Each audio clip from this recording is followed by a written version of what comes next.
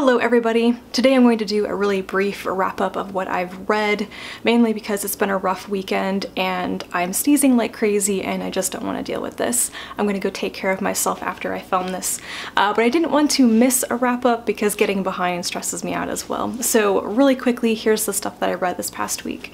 From my Owls Readathon TBR for Muggle Studies, I believe, I read Kid Gloves, 9 Months of Careful Chaos by Lucy Knisley.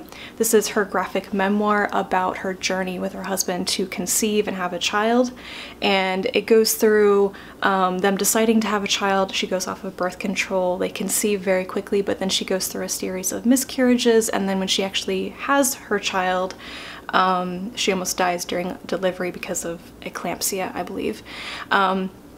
This was really good. This probably has the most serious subject matter out of any of the graphic memoirs I've read by Knisley before.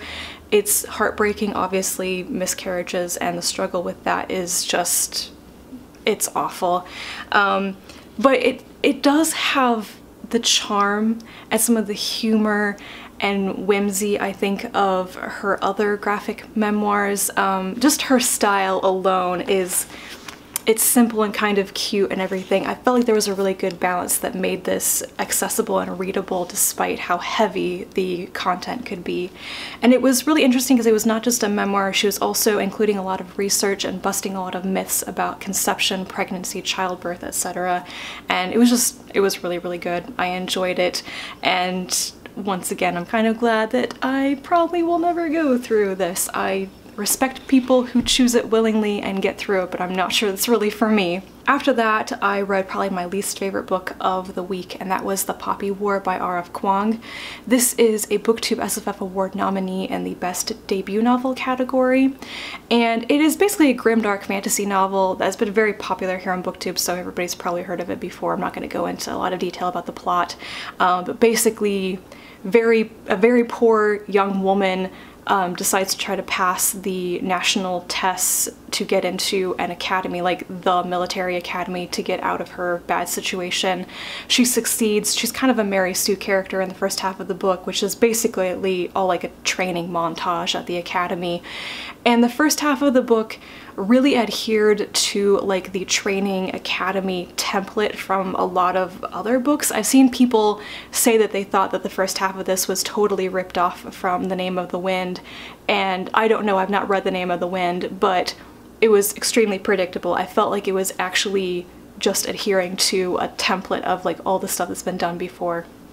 Anyway, it was very readable in the first like 60%, and then the actual war breaks out and all the, you know, trainees at the academy get thrown into this horrible war. And the second half of the book just, I felt like it kind of fell apart somewhat, even though I was kind of bored by the first half.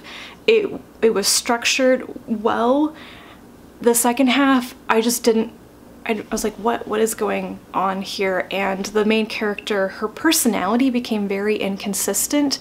She was very intense and disciplined and an overachiever in the first half, and then in the second half she just turned into this whiny little kid sometimes, and I was like, what? Maybe it's the effect of what war does to you. Like, some people flourish in the academic setting, but when they get into the real world, it falls apart. I kind of felt like that might be Rin's problem, but I also felt like some of it just wasn't written consistently. So I can't say that I really enjoyed reading this book, especially because I had looming over me the entire time the knowledge that I was going to get to the parts about genocide and rape, and it was going to get really heavy. It was okay. It was a perfectly fine debut novel. Just judging it as a debut is fine, but it didn't interest me that much, and I was relieved to be done with it. But then after that, I finished a book that I absolutely loved, and that is A Memory Called Empire by Arkady Martine. This is her debut novel and the first in a science fiction series, and I loved this. I plan on doing a standalone review of it once I can get my thoughts in order more. But right now I would say if you love Ann Leckie's work, if you loved like Ancillary Justice and Provenance by Leckie, you need to run, not walk, run to the store and buy this and read it, because you will probably adore it like I did. It's just, yeah, it's about empire. I think it's about like the threat, but also the seduction of empire and imperial culture. You know, it's about an ambassador who goes from kind of a threatened, smaller community to the empire that is probably going to invade them. And yeah, all the things. I will try to review this soon, but right now I just need everybody to read it and talk to me about it. And then after that, I reread All Systems Red and Artificial Condition by Martha Wells, which are the first and second Murderbot novellas. This is my third time rereading All Systems Red. I think this is actually the first book I've read 3 times on my channel, like within the lifetime of my channel, which is kind of interesting. Obviously it's a novella, so it doesn't take that long to read, but I love this. I love Murderbot. What can I say? And then Artificial Condition, this was my first time rereading it. It's really tied with All Systems Red for my favorite novella in the series. I probably have to choose All Systems Red if I have to choose only one favorite, because it's the beginning, it's the introduction, it has my favorite human characters in it as well. But Artificial Condition has Art, the transport vessel, in it that teams up with Murderbot, and I love Art, and I hope that that character is brought back in the future. So a lot of fun. And that is it for everything that I read this past week. With the exception of the Poppy War, everything I read was quite good. I enjoyed it a lot. I also spent a lot of time this past week reading stories from Dangerous Visions, which is the Harlan Ellison science fiction anthology from the 1960s.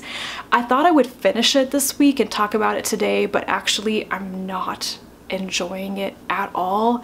I really disliked most of the stories I've read from it, and so I've slowed down very much on reading that because it's just such a slog, but maybe I will have it finished, you know, like the second half of it finished by next weekend, so we'll see. But right now I'm just gonna probably read things that make me feel good, because that's what I need, self-care and all that. So sorry this was so short and I didn't go into much detail with some things, but I'm going to finish drinking my tea and then probably go back to bed. So hope you are having a better weekend than I am, and I'll be back to talk to you again soon, and until then, bye.